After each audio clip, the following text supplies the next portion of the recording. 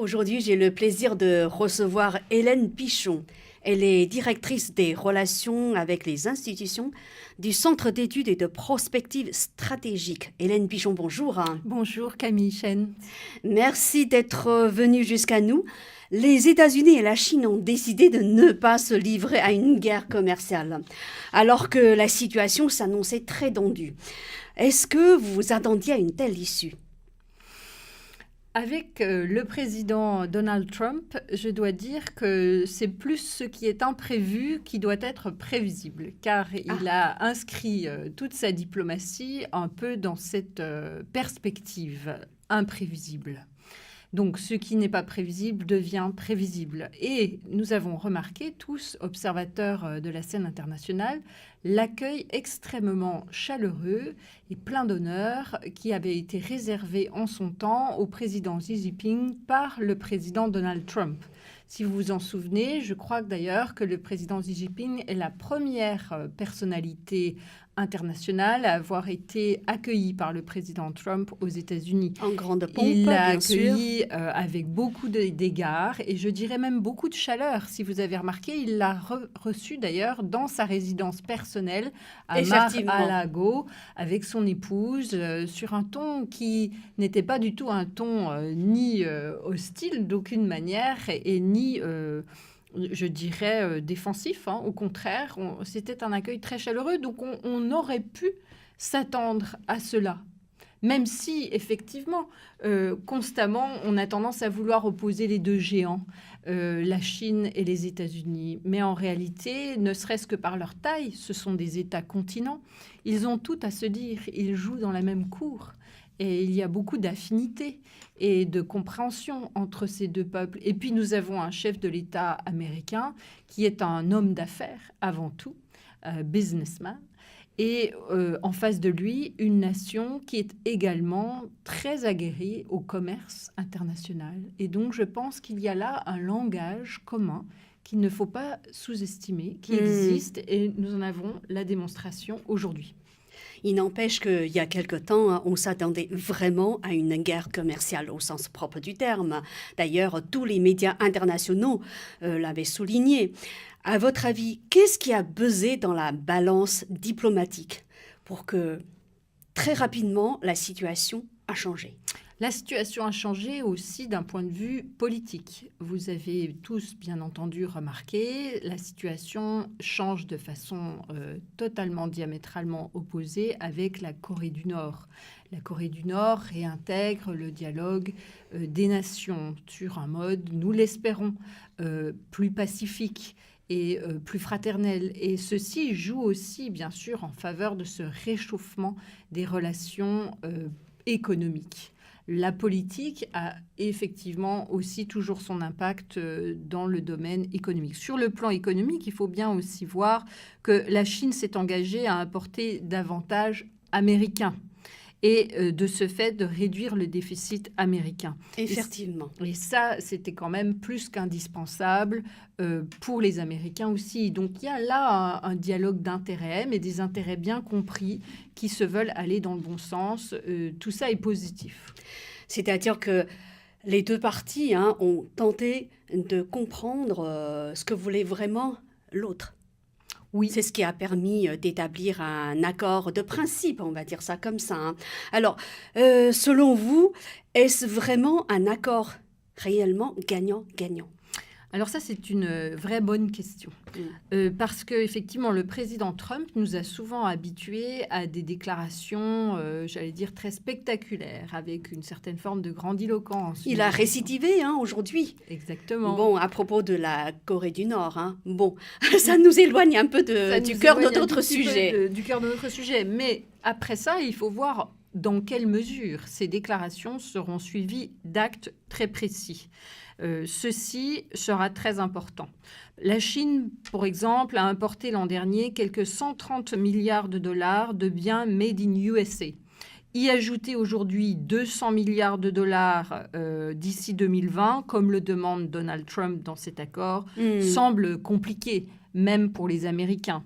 Donc, de facto, il y aura des évolutions, mais peut-être pas aussi fortes que l'effet d'annonce pourrait laisser entendre. Mais en tout cas, il y a une orientation. Il y aura certainement des importations plus fortes d'automobiles, par exemple, de pétrole, de gaz, effectivement, de produits agricoles américains qui sont envisageables. En tout cas, ce qui a été gagné, entre guillemets, par le président américain, c'est cette ouverture plus grande du marché chinois aux produits américains. Et ça, de toutes les façons, c'est quelque chose de gagnant. Les deux parties devraient être gagnantes d'une façon ou d'une autre, même si ce n'est pas exactement sur le schéma annoncé. Alors, cet accord reste quand même très succinct, hein. Je l'ai lu dans son intégralité. J'ai été surprise de constater qu'en fait, il n'y a pas de mesures concrètes. Il y a juste 5 ou 6 points sur lesquels les États-Unis et la Chine se sont mis d'accord. À votre avis, est-ce que c'est une pratique, on va dire, usuelle dans les grandes négociations internationales? C'est-à-dire qu'on trace un accord cadre et après on continue les discussions quitte à revenir sur tel ou tel point. Alors ça, c'est typiquement, comme je venais de vous le souligner, une position du président Trump. C'est presque un mode de fonctionnement. On voit qu'il a cette tendance à faire des grandes annonces et puis derrière, il y a un déroulé qui reste à définir. Donc, il ne faut pas s'en effrayer, il faut rester tout à fait serein. La Chine a très fortement intérêt à un accord qui consiste non pas à subir par la force un abaissement de ses exportations vers les États-Unis, mais à augmenter ses importations de produits américains. La principale faille de l'approche politique aujourd'hui de Donald Trump dans ses négociations commerciales consiste à annoncer des mesures très larges avec grandiloquence et puis d'engager une négociation rapide, puis de se contenter peut-être de peu. C'est là où il faudra, du côté à la fois des diplomaties et des diplomaties économiques, des acteurs économiques, d'être actifs, d'être engagés et de transformer l'essai de part et d'autre. Même si Donald Trump reste un président imprévisible, hein, on a l'impression qu'au bout d'un an,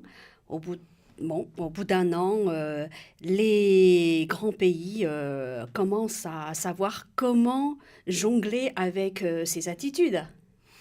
C'est juste, progressivement, on apprend à déchiffrer et à décrypter ce mode de fonctionnement, même si effectivement, il faut surtout savoir s'adapter et rentrer dans une forme de souplesse et de subtilité avec lui, mais aussi avec toute l'administration qui l'accompagne. Alors, après l'annonce de l'accord sino-américain, le ministre français des Finances, Bruno Le Maire, a déclaré sur Europe 1, je cite, « Les États-Unis et la Chine risquent de se mettre d'accord sur le dos de l'Europe si l'Europe n'est pas capable de montrer de la fermeté. » Et il ajoute, les États-Unis veulent faire payer à l'Europe et aux pays européens les mauvais comportements de la Chine. Tout ça est totalement aberrant et incompréhensible pour des alliés. Est-ce que vous partagez son point de vue?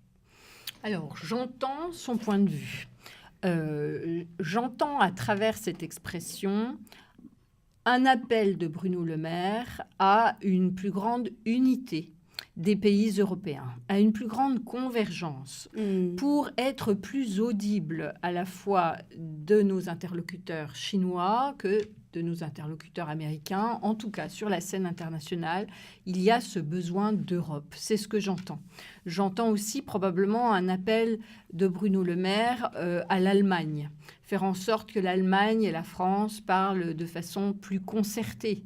Nous savons très bien que l'Allemagne a par exemple des intérêts très forts aux États-Unis. Il y a des entreprises automobiles, notamment sur la Sun Belt américaine, allemande, qui sont très présentes.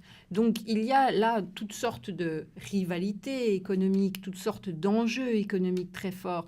Et le ministre de l'économie française, Bruno Le Maire, appelle à une forme de concertation, comme je vous le disais, de synergie européenne. De plus en plus, on constate que les États-continents, comme la Chine et les États-Unis, ont un dialogue à forces égales. C'est ce qu'on remarque. Tout ce que nous venons d'évoquer, c'est que ces grands pays, des États-continents, ont une vraie force et une capacité de se comprendre, de se respecter, de s'apprécier et de trouver des compromis et des terrains d'entente. Leurs destins sont liés.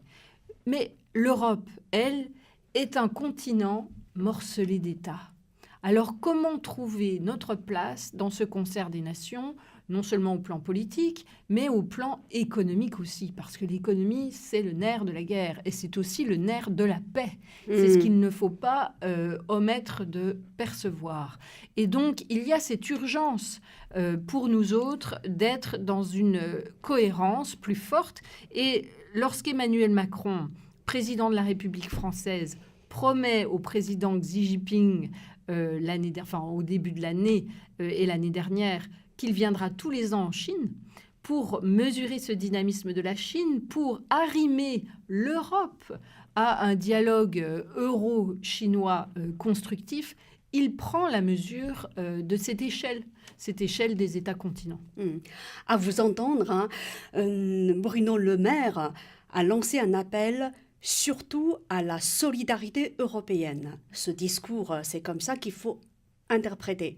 Or, un certain nombre d'observateurs chinois ne l'entendent pas du tout de cette oreille.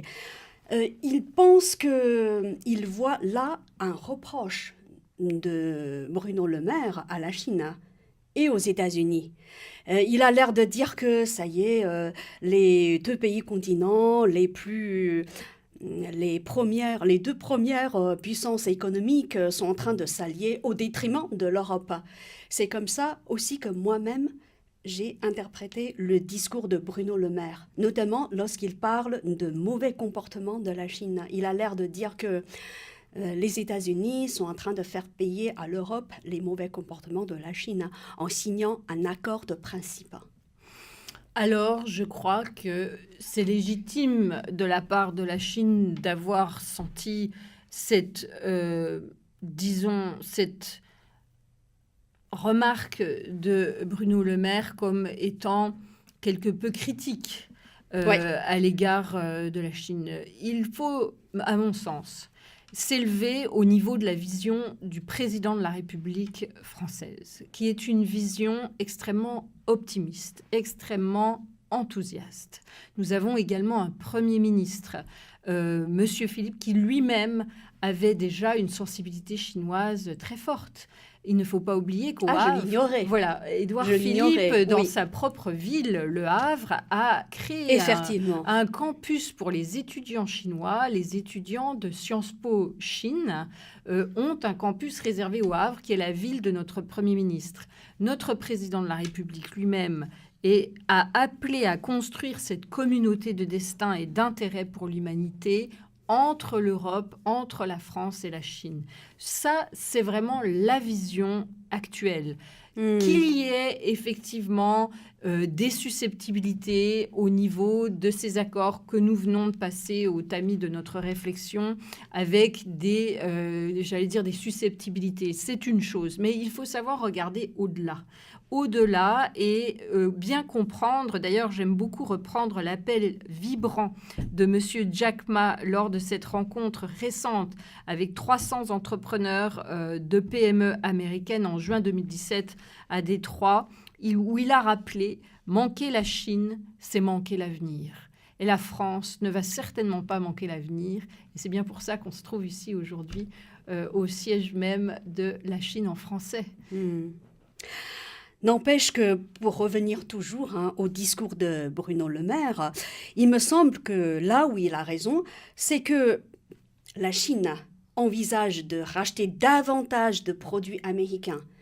Mais si la Chine, pour rééquilibrer sa balance commerciale avec les États-Unis, veut acheter plus de produits américains, c'est forcément au détriment d'un autre partenaire. Et ce partenaire-là, ça pourrait être l'Europe. C'est en ce sens-là que, le reproche ou bien la critique de Bruno Le Maire me semble un peu fondée.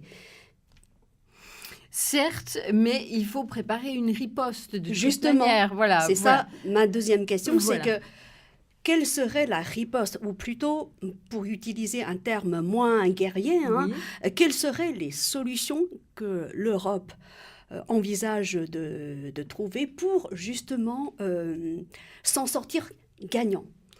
Pour s'en sortir gagnant, c'est à nous de créer ces synergies avec la Chine. Justement, comment? Il y a cette initiative chinoise, les routes de la soie. Alors, nous avons pour parti pris au CEPS de dire, eh bien, les routes de la soie, c'est à la fois un aller et un retour. Et c'est ce dialogue constructif dans les deux sens que nous devons établir avec cette bonne entente, ces partenariats commerciaux qui commencent à naître et qui sont pour certains déjà très matures, entre nos entreprises et les entreprises chinoises, source féconde d'ailleurs de création, de créativité.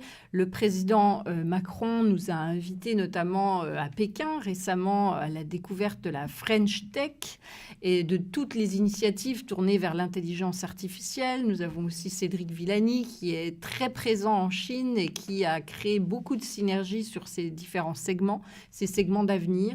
C'est dans ce sens et c'est en étant toujours plus créatif, plus innovant que l'on pourra dépasser cette bipolarité, parce que le monde est multipolaire aujourd'hui et la Chine fait partie d'ailleurs de ces acteurs internationaux qui a voulu qu'on dépasse toutes j'allais dire les bipolarités. Le concert des nations, il y a de la place pour tout le monde et plus on est nombreux, plus on peut démultiplier le génie humain.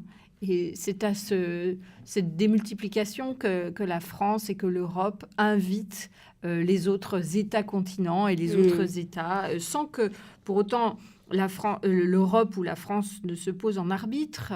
Le sujet n'est pas là, mais plutôt en levier de valeur et en démultiplicateur de talents.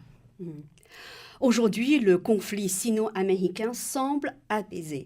À votre avis, puisque Donald Trump est un président imprévisible, est-ce qu'il y a un risque que la guerre commerciale démarre à nouveau? Les risques, ils existent toujours. On ne peut jamais dire qu'il n'y a aucun risque sur cette terre, c'est bien évident. Mais en revanche, il y a aussi des opportunités toujours plus grandes de dialogue, de rencontres, de collaboration, de coopération intelligente et respectueuse. C'est ce à quoi nous sommes tous invités à collaborer. Hélène Pichon, vous êtes directrice des relations avec les institutions du Centre d'études et de prospective stratégique. Est-ce que vous pouvez nous présenter brièvement le Centre d'études et de prospective stratégique? Alors, le Centre d'études et de prospective stratégique est un think tank créé il y a 33 ans à l'initiative de deux fondateurs, dont M. Loïc Tribolaspierre, toujours très actif au sein du CEPS, et qui aujourd'hui fédère 1200 décideurs de plus de 50 nations.